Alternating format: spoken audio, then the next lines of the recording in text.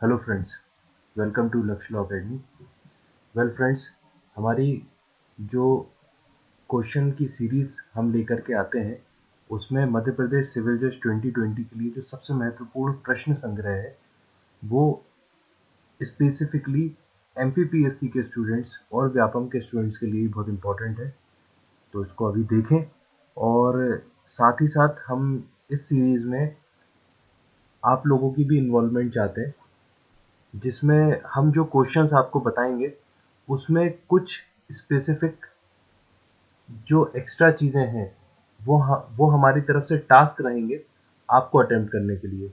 काफ़ी इम्पोर्टेंट होने वाला है ये सेशन, तो अभी जुड़ें। और चलिए हम शुरू करेंगे अब अपने इस लेक्चर सीरीज़ को, जिसमें हम सबसे पहले अपना पहला क्वेश्चन रखते हैं। देखिए, पहला क्वेश्चन है, मध्य प्रदेश राज्य का गठन कब हुआ था? क्वेश्चन है, मध्य प्रदेश राज्य का गठन कब हुआ था? ठीक है, इसके जो ऑप्शंस हैं वो है 1 नवंबर 1956, सेकंड ऑप्शन 1 नवंबर 1957, थर्ड ऑप्शन 1 नवंबर 1958 और फोर्थ ऑप्शन है 1 नवंबर 1955। तो इसका जो सही आंसर है वो है 1 नवंबर 1956। ये इम्पॉर्टेंट डेट है, बिल्कुल याद रख लीजिए, 1 नवंबर 1956। चलिए नेक्स्ट क्वेश्चन की तरफ हम आगे बढ़ेंगे। सेकंड क्वेश्चन है, वर्ष 1947 यानी ईयर 1947 में सेंट्रल इंडिया के प्रदेशों को कितने भागों में बांटा गया था? इसके ऑप्शन है फर्स्ट 2, सेकंड 4, थर्ड 5 या फोर्थ 6।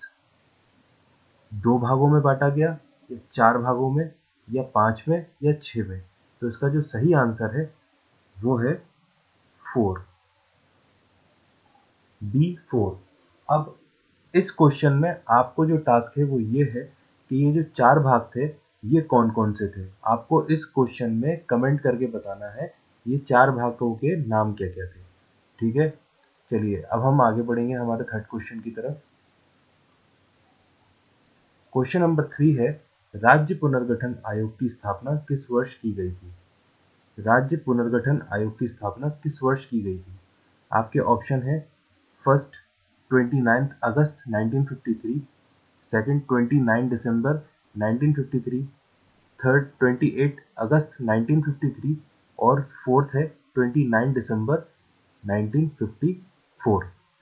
बहुत मिलती जुलती डेट्स हैं, थोड़ा सा कंफ्यूजिंग है, लेकिन आपको इसका सही डेट याद रखना है और इसकी जो सही डेट है वो है 29 ऑफ दिसंबर 1953। ये डेट याद रखने वाली बात है, बहुत इंपॉर्टेंट डेट्स हैं। तो जो राज्य पुनर्गठन आयोग है उसकी स्थापना 29 ऑफ दिसंबर 1953 को की गई थी। ठीक है, चलिए हम आगे बढ़ेंगे। क्वेश्चन नंबर 4 पे आते हैं। ये कई बार एग्जाम्स में एज इट इज पूछा गया है क्वेश्चन, और क्वेश्चन नंबर 4 है, राज्य पुनर्गठन आयोग के अध्यक्ष कौन थे? राज्य पुनर्गठन आयोग के अध्यक्ष कौन थे? आपके ऑप्शन है, पहला पंडित हृदयनाथ कुंजरू, दूसरा डॉक्टर के.एम. पणिकर, तीसरा सरदार वल्लभ भाई पटेल और चौथे हैं सैयद फजल अली। तो इसका जो सही ऑप्शन है वो है सैयद फजल अली।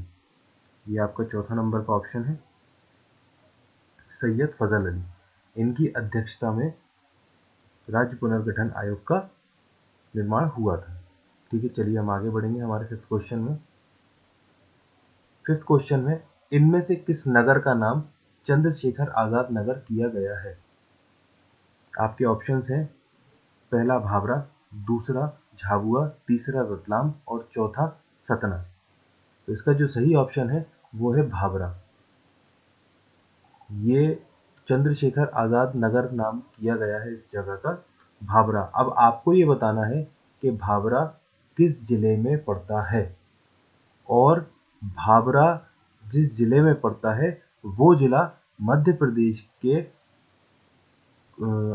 कौन से मतलब मध्य प्रदेश से लगी हुई कौन सी बाउंड्री को टच करता है। ये इंपॉर्टेंट क्वेश्चन है, कई बार इससे जुड़ा हुए कई सारे सवाल आए हैं डायरेक्टली और इनडायरेक्टली। तो आपको बताना है कि भाभरा किस जिले में है और वो जिला मध्य प्रदेश के साथ ही और कौन से स्टेट की बाउंड्री को शेयर करता है। ठीक है, चलिए हम नेक्स्ट क्वेश्चन की तरफ आगे बढ़ते हैं। क्वेश्चन नंबर 6, नर्मदापुरम किस संभाग का नया नाम है? ऑप्शन है फर्स्ट होशंगाबाद, दूसरा शहडोल, तीसरा जबलपुर और चौथा रीवा।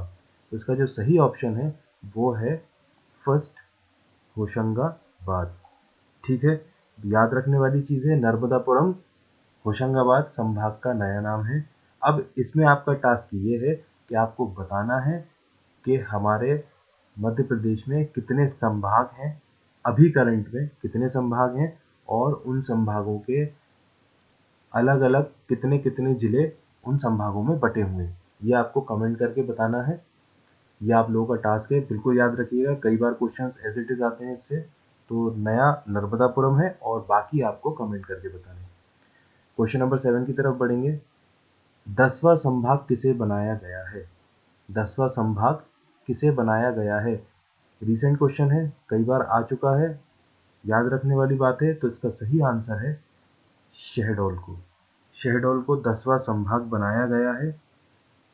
इसमें और क्वेश्चन नंबर 6 में जो टास्क है वो लगभग सेम है, आपको वो टास्क कंप्लीट करना है। नेक्स्ट क्वेश्चन में हम आगे बढ़ेंगे। नेक्स्ट क्वेश्चन है हमारा, वर्ष 2008 में सिंगरौली जिले का गठन किस जिले से अलग करके किया गया था? वर्ष 2008 में सिंगरौली जिले का गठन किस जिले से अलग करके किया गया था? ऑप्शन है आपके शहडोल, सीधी, रीवा और झाबुआ।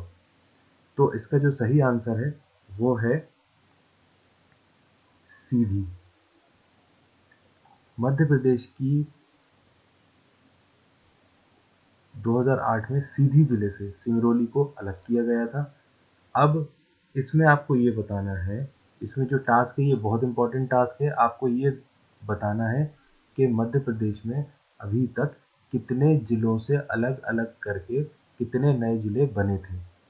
ठीक है, ये आपका टास्क है। अगर आप ये टास्क कंप्लीट करते हैं तो इसमें कोई शक नहीं कि आपको किसी भी प्रकार का कोई भी क्वेश्चन फ्रेम होता है, अगर किसी जिले के निर्माण से जुड़ा हुआ तो आपसे वो क्वेश्चन बनेगा एज इट इज, आपको सीधा सीधा आंसर आएगा बिना किसी एलिमिनेशन करे हुए।